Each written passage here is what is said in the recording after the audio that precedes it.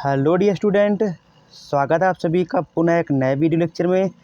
तो dear student, आज का ये वीडियो आप सभी के लिए बहुत ही ज़्यादा महत्वपूर्ण होने वाला है, क्योंकि क्लास 12th चैप्टर 1 जो है वो ख़त्म हो चुका है। और आज जो है चैप्टर 1 NCERT के अकॉर्डिंग चैप्टर 1 ही कहेंगे और प्राइवेट बुक के अकॉर्डिंग चैप्टर 2 कहेंगे। तो स्टार्ट हो रहा है स्टूडेंट आपका गॉस का नियम एवं उसके अनुप्रयोग।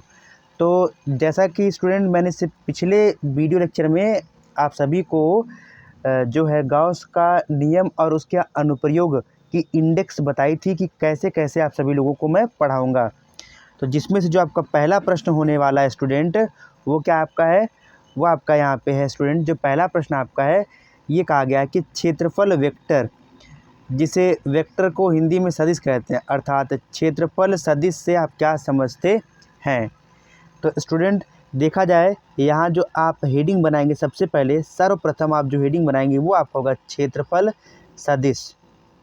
तो इसकी जो परिभाषा है वो क्या है स्टूडेंट, क्षेत्रफल एक सदिश राशि है। मतलब इसके हिसाब से आप कह सकते हैं कि जो क्षेत्रफल है वो कौन सी राशि है, सदिश राशि है।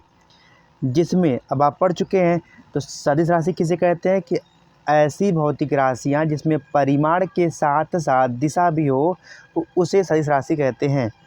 तो क्षेत्रफल सदिश की बात की जा रही है स्टूडेंट। तो क्षेत्रफल एक सदिश राशि है जिसमें परिमाण के साथ साथ दिशा भी होती है और जिसकी दिशा पृष्ठ पर खींचे गए अभिलंब की दिशा में बाहर की ओर होती है और इसे वेक्टर ए से प्रदर्शित करते हैं। तो स्टूडेंट चलिए समझाने का प्रयास करते हैं। तो मान लीजिए स्टूडेंट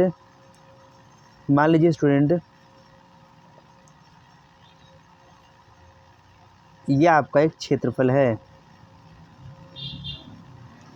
इसका नाम देते हैं हम लोग ए का मतलब इसकी लंबाई और इसकी चौड़ाई, अर्थात कहने का मतलब यह एक क्षेत्रफल है। ठीक है। अब इस क्षेत्रफल का स्टूडेंट कुछ न कुछ परिमाण होगा। इस क्षेत्रफल का स्टूडेंट मतलब ये जो बनाया गया है आपका, ये जो वस्तु बनाई गई है, इसका क्षेत्रफल हम लोग ए मानते हैं और इस वस्तु का कुछ न कुछ परिमाण होगा और इसकी कुछ न कुछ तो दिशा ज़रूर होगी। ठीक है स्टूडेंट।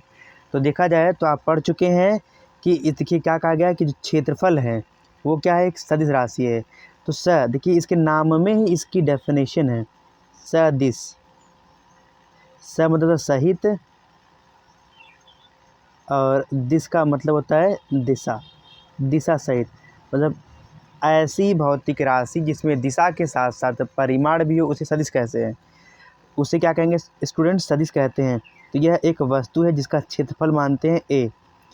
तो कह रहा है कि इसमें जो क्षेत्रफल सदिश है उसकी दिशा, तो किसी वस्तु में क्षेत्रफल सदिश की दिशा जो है वो हमेशा बाहर की तरफ होती है। और इसकी दिशा के लिए हम जो है आपको पढ़ा चुके हैं, दिशा के लिए आप कैप यूज करते हैं। यहाँ पे एन लिखेंगे, ये है एकांक सदिश जिसकी वैल्यू 1 होती है, मतलब कुछ भी नहीं है एकांक सदिश यहाँ पे। तो स्टूडेंट अगर आप गोली पृष्ठ लेते हैं, मान लेते हैं यहाँ पे गोली पृष्ठ है और यहाँ पे एक पृष्ठ की आप क्या करते हैं, कल्पना करते हैं, एक पृष्ठ की कल्पना करते हैं। तो इसमें क्षेत्रफल सदिश की दिशा कहाँ होगी, वो बाहर की तरफ होगी, बाहर की तरफ। इसको आप ए से दिखाएंगे, क्षेत्रफल सदिश को वेक्टर ए से दिखाते हैं, क्षेत्रफल सदिश को वेक्टर ए से, और दिशा जो दिखाएगा उसको कैप एन से। यहाँ कैप क्या है, एकांक सदिश है। तो स्टूडेंट परिभाषा कहता है कि क्षेत्रफल एक सदिश राशि है जिसमें परिमाण के साथ साथ दिशा भी होती है और जिसकी दिशा पृष्ठ पर खींचे गए अभिलंब की दिशा में बाहर की ओर होती है। तो स्टूडेंट चलिए इसका हम लोग फार्मूला बना लेते हैं, जिसका फार्मूला बनेगा क्षेत्रफल सदिश बराबर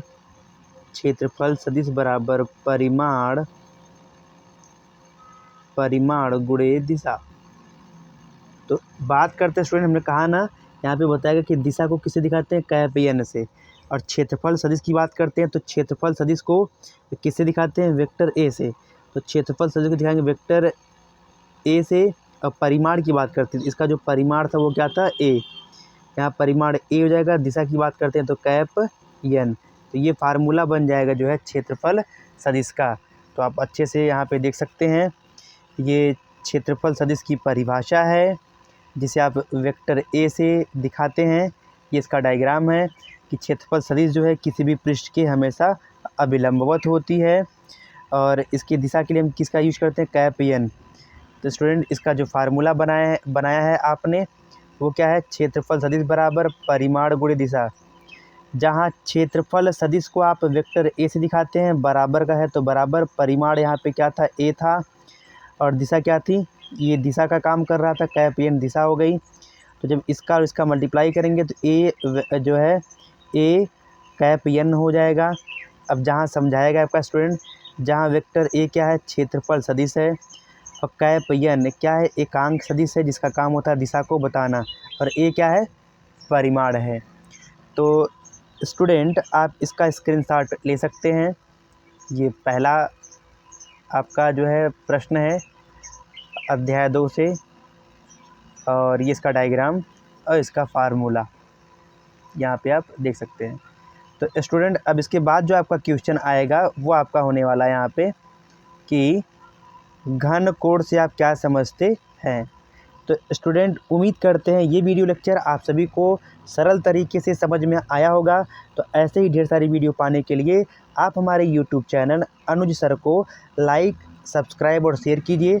तो मिलते हैं स्टूडेंट अपने नेक्स्ट वीडियो लेक्चर में। तब तक के लिए स्टूडेंट धन्यवाद माय डियर स्टूडेंट।